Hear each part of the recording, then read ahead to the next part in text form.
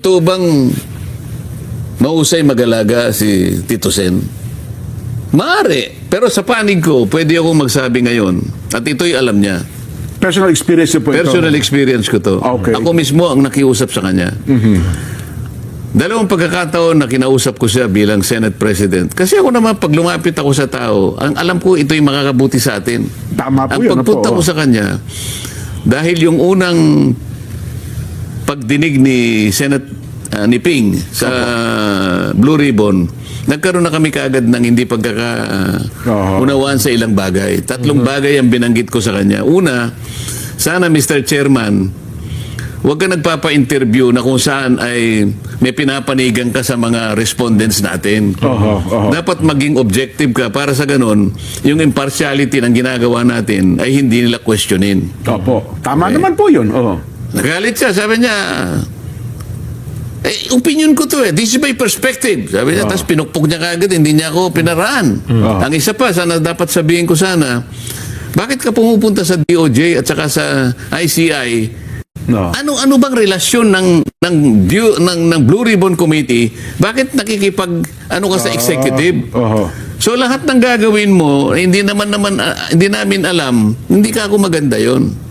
Yun naman, Pagkatapos, meron ako sinasabing prejudicial question. Aba, inano niya ako. Hindi ba niya alam bilang abogado, ang ibig sabihin ng prejudicial question ay ganito.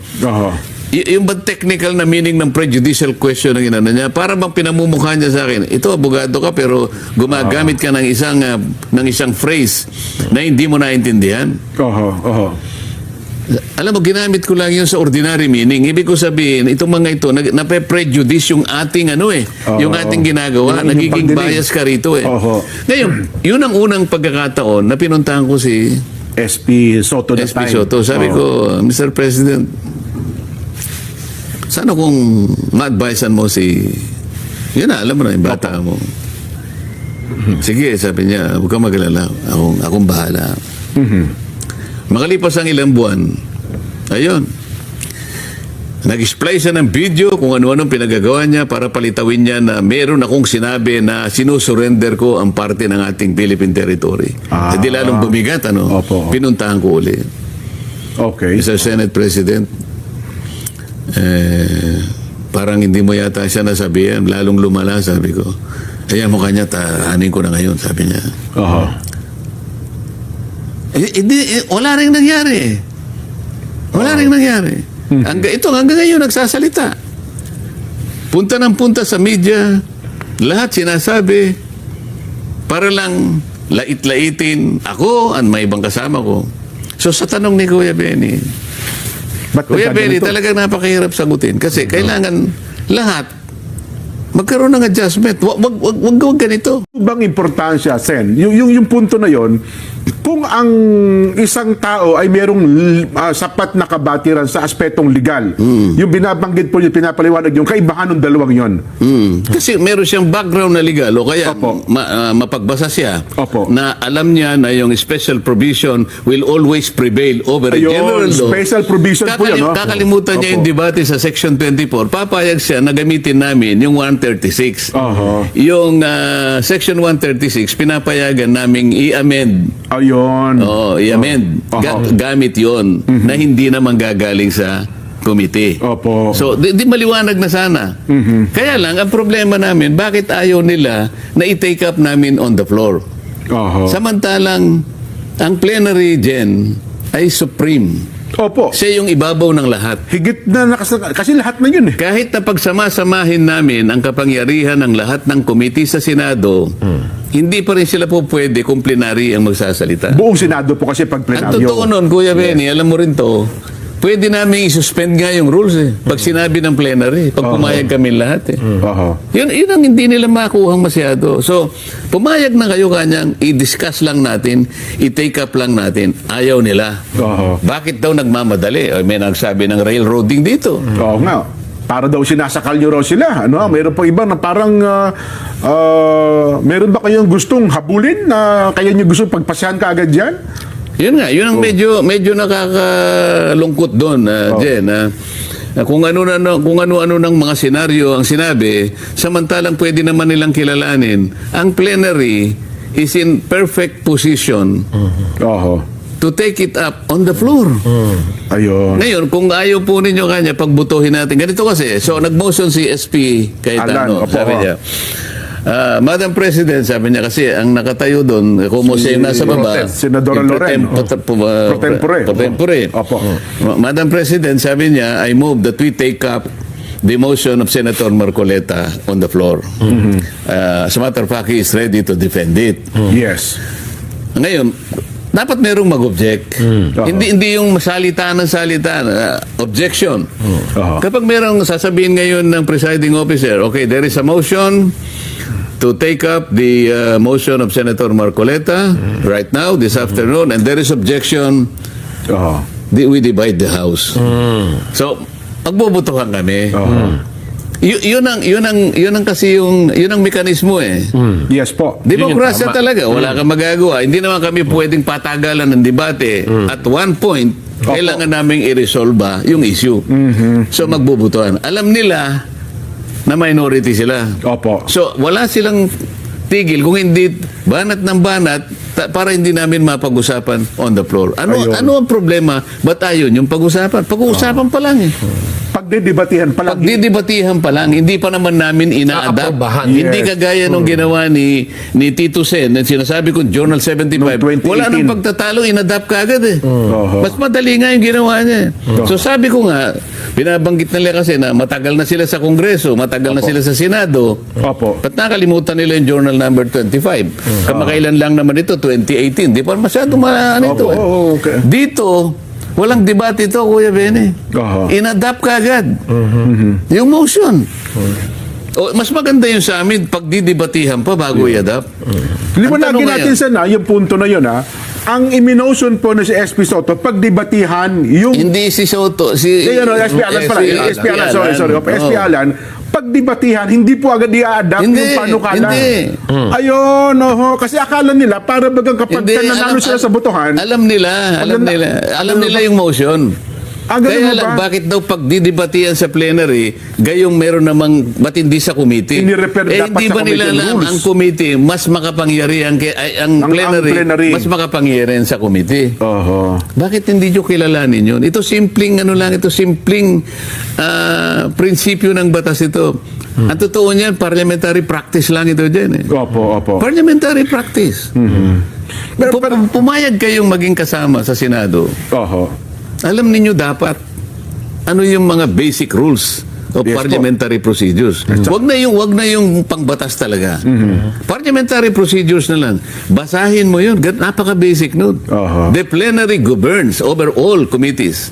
So pag merong nag-mention, can we take it up on the floor? Merong nag-object. Division of the House. Para Botohan. ngayon, pag nanalo kami, okay. Oho. Sino po ang unang mag-interpolate? Let's not Move on take na it yun. up. Oho. Move on na. Gugulong na yun. Puntahan na natin. Ito pang nangyaring, sa inyo pong paningin lang, personal nyo muna, Sen, sa inyo pong pagtingin kumbaga, hindi nakaplano, biglaan ba yung nangyaring walkout kahapon? Ako sa palagay ko, premeditated yun eh. Oh, ganun mo ba? Kasi wala namang masama dun sa motion ng aming SP, Alan, dahil lang sabi niya, i-take up na natin sa floor. Opo. Ang kanilang pinagsisintimientuhan, i-take up sa committee dahil doon i-refer. Hindi pa nga organize ang committee. So, paano mo i-refer? Sabi nila, hindi pa organize. Sino nag-refer? Kaya nga, may motion nga na i-take up. Sa kabatiran lang po ng ating mga kabay, kasi kami po, mga pangkalan, hindi naman naintindihan yung rules ng Una, hindi naman natin alam yung rules ng Senado. Ano po. Pag sinabi pong i-take up sa floor, ano pong mangyayari? Ano pong gagawin? Pagdidebatihan namin sa floor, kaming lahat. Yung may kontra at saka isang ayon, so magdidebate po muna kayo. Magdidebate muna. Pagkatapos ng debate, merong magmo-motion to adapt. Okay, iba po yung i-adapt. Iba po, iba kasi yung adoption. i-adapt po yung motion niya, di po ba? Ano po ba yung motion niyo muna? Teka lang muna, Sen. Yung motion ko nga is to introduce a particular amendment on Section 41. Opo. Na ito yung mangyayari. Na Opo. ang isang senador sa isang mahigpit na o ibang mga kaso o rason Opo. ay pwede siyang humalo, mag-participate o bumoto sa mga ginagawa namin sa plenaryo o sa Okay. komite sa magitan pamamagitan ng teleconferencing o Ah, video conferencing opo, o anumang gamit na digital or remote. Yes. Ganyan. So pag-participate siya, maaari kung saan man siya naroon, Oo. pwede siya mag-participate. Oo, ayun naman, hindi lang naman para sa majority. Opo, lahat po kayo makikinabang. Halimbawa, yung isa sa kanila, hindi naman, huwag namang mangyari. Kunyari, nasa ospital. Ayan, Pero opo. gusto niya, dahil bill niya yun, halimbawa, gusto niyang kahit paano, marinig ang kanyang sasabihin. Oho. Pwede. Kasi ang physical presence niya, wala eh. Oh, hindi siya makakadalo ng Senado. pwede siyang mag-zoom kung gusto niya. O kaya, kahit phone pats lang, o mag-text siya. Kaya, So yun ang motion. applicable sa aming lahat. Kaya lang ang nakikita nung isa dahil merong pauhuli na ng ombudsman o ganito ganyan. Kaya nyo ba kayo? Dahil nga napabalita May na napapalitang makukulong daw next week na sabi ko, hindi tayo pwedeng mag-speculate ng ganon.